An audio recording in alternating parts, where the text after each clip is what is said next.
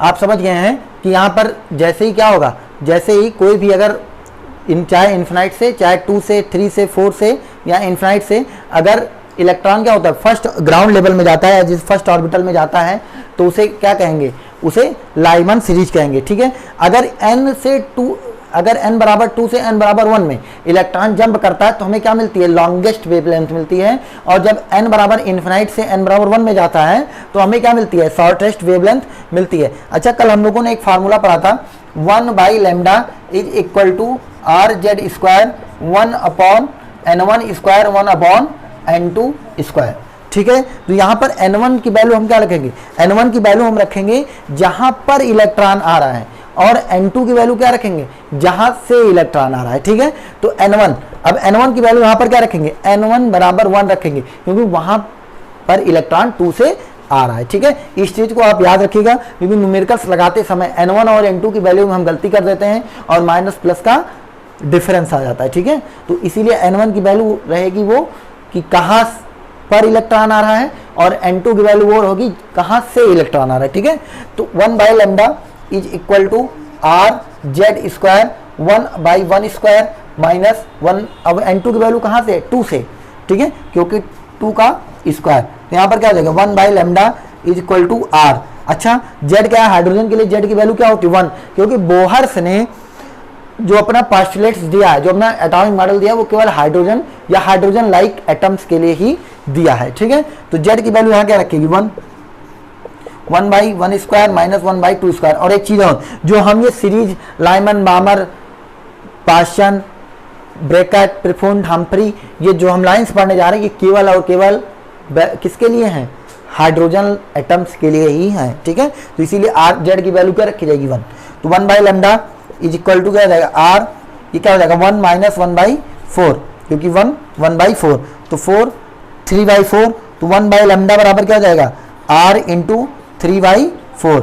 Okay, अच्छा, lambda को ऊपर ले जाएंगे तो ये पूरी वैल्यू क्या होगी, पलट जाएगी, तो लैम्डा बराबर क्या हो जाएगा, 4/3 इंटू 1/R। और 1/R की वैल्यू हमने क्या रखी थी, हमने कहा था आप 911 एंगस्ट्रॉम रख देना, 911 एंगस्ट्रॉम रख देना। अगर हमको डिवाइड करने में दिक्कत होगी तो हम उसी 911 को 912 या 910 अपनी सुविधा के अनुसार कर सकते हैं, इससे कम ज़्यादा मत करना। ठीक है, तो लैम्डा बराबर क्या हो जाएगा, 4/3 इंटू 911 करते, लेकिन वो 912 कर देना, डिवाइड आसानी से हो जाएगा, 304। तो लैम्डा बराबर क्या हो जाएगा, 4 जा 16, 1 4 3 जा 12 16 angstrom. It is the longest wavelength of Lyman series, it is the longest wavelength of Lyman series. और शॉर्टेस्ट वेवलेंथ के लिए हमें क्या करना पड़ेगा, इन्फिनाइट से ऑर्बिटल नंबर 1 पे इलेक्ट्रॉन को जब हम जंप कराएंगे तो हमको शॉर्टेस्ट वेवलेंथ मिलेगी, और शॉर्टेस्ट और लॉन्गेस्ट के बीच में बाकी सारी आ जाएंगी। ठीक है,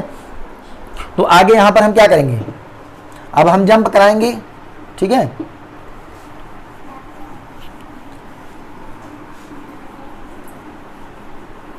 ठीक है, तो अब हम यहां पर क्या कर देंगे, जंप करा देंगे, कहां से कहां, अब यहां पर जंप करा देंगे, कहां पर इलेक्ट्रॉन आ रहा है, n बराबर 1 में। ठीक है, कहां से आ रहा है, इन्फिनाइट से, इन्फिनाइट का स्क्वायर, ये टोटल क्या हो जाएगा, 0। ठीक है, तो 1/λ इक्वल टू क्या हो जाएगा, R, Z की वैल्यू 1 स्क्वायर, क्योंकि 1 1 ही हो जाएगा, तो लैम्डा बराबर क्या आ जाएगा, 1/R, और 1/R की वैल्यू क्या है, 911 एंगस्ट्रॉम। तो शॉर्टेस्ट वेवलेंथ लाइमन सीरीज के लिए कितनी है, 911 एंगस्ट्रॉम, जबकि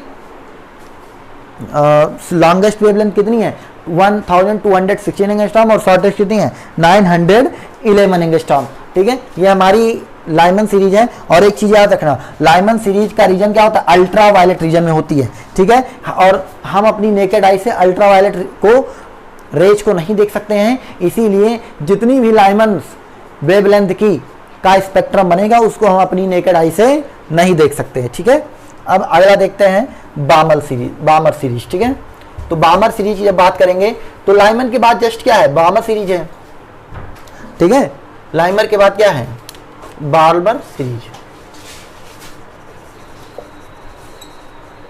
ठीक है, तो बामर सीरीज में क्या होगा, बामर सीरीज में इलेक्ट्रॉन क्या होगा, कहीं से भी सेकंड ऑर्बिटल में आएगा।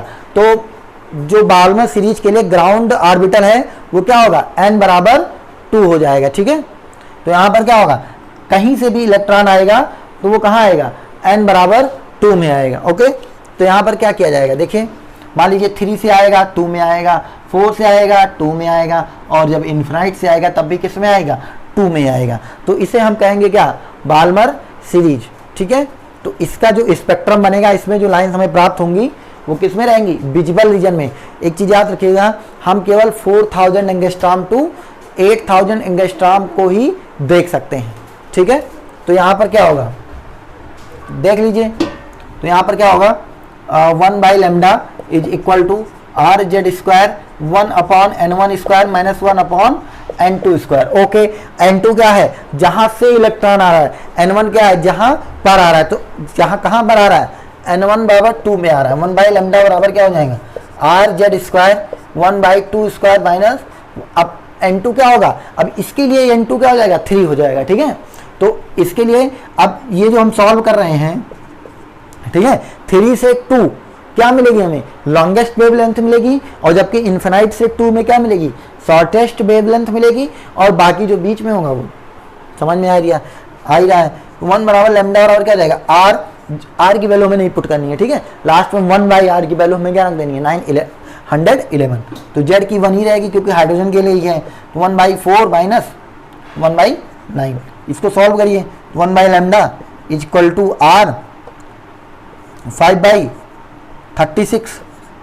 ओके, तो लेमडा बराबर क्या हो जाएगा, 36 बाई 5 इंटू 1 बाई आर, और हमने क्या कहा था, 1 बाई आर की वैल्यू 911 रखनी है, नहीं दिल कर रहा है, 5 से नहीं डिवाइड हो रही है, तो 36 बाई 5 इंटू 910 कर देंगे। ठीक है, डिवाइड कर दीजिए, 182, तो मल्टीप्लाई कर दीजिए इसको।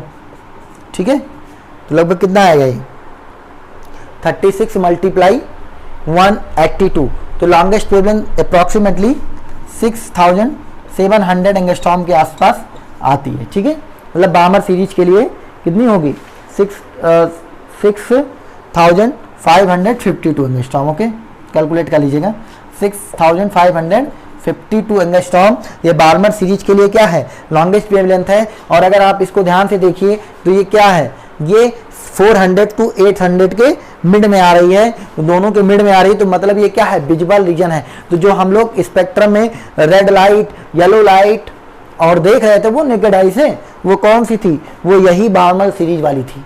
ओके, और अल्ट्रावायलेट को तो हम देख ही नहीं पा रहे थे। ठीक है, अब इसके लिए शॉर्टेस्ट निकाल लीजिए इसी तरीके से, तो शॉर्टेस्ट के लिए यहाँ 3 की जगह क्या रख दीजिए, वो इन्फिनाइट रख दीजिए। इसी प्रकार हमारी क्या होती है, पास्चन होती है। ठीक है, और इसका रीजन क्या होगा, ये विजुअल रीजन में रहेंगी, मतलब इसकी जो स्पेक्ट्रम लाइंस बनेगी, स्पेक्ट्रल लाइंस जो बनेंगी इसकी, उसको हम अपनी नेकेड आई से क्या कर सकते हैं, देख सकते हैं। वही जो दिख रही थी येलो रेड और बाकी बीच में गायब था, तो गायब क्यों था, क्योंकि वहां पर लाइमन की थी, पास्चन की थी, प्रिफुंड की थी, हम्फ्री थी, ब्रेकट थी, और जहां पर बार्मर थी वो दिख रही थी। ओके, तो यहाँ पर देखिए अगला क्या है, अगला पास्चन है। ठीक है, तो पास्चन के लिए क्या होगा, सेम वही सेम है, तो पास्चन के लिए क्या होगा, n1 की वैल्यू 3 होगी, मतलब कहीं से भी अगर आकर 3 पर वो रुक रही है तो वो क्या होगी, पास्चन सीरीज होगी, तो n1 3 हो जाएगा, और n2 अगर 4 रख देंगे तो आपकी क्या मिल जाएगी, लॉन्गेस्ट वेवलेंथ मिल जाएगी। और यही n1 3 रख के n2 को आप इन्फिनाइट रख देंगे तो आपको क्या मिल जाएगी, शॉर्टेस्ट वेवलेंथ मिल जाएगी। ठीक है, तो इसी तरीके से आप करते जाएंगे, आपको पता है। प्रिफरेंस के बाद ब्रैकेट होती है। ठीक है, ब्रैकेट सीरीज, तो ब्रैकेट में भी n1 क्या हो जाएगा, 4 हो जाएगा, और लॉन्गेस्ट के लिए n2 क्या हो जाएगा, 5, और शॉर्टेस्ट के लिए n1 बराबर 4, n2 बराबर क्या हो जाएगा, इनफाइनाइट। ओके, इस तरीके से आप सब कर लीजिएगा। और ये जो लाइमन सीरीज है वो अल्ट्रावायलेट रीजन में है, बार्मर सीरीज विजुअल रीजन में है जिसको हम देख सकते हैं, बाकी सारी क्या है, इंफ्रारेड रीजन में है, बाकी सारी क्या है, इंफ्रारेड रीजन में आती हैं। ओके, तो इस तरीके से आप इसको समझ लीजिएगा। अगर आपको कोई प्रॉब्लम आती है तो मेंशन कर दीजिएगा कमेंट्स में या कहीं भी, तो हम उसको क्या करेंगे, सॉर्ट आउट कर देंगे। Thank you.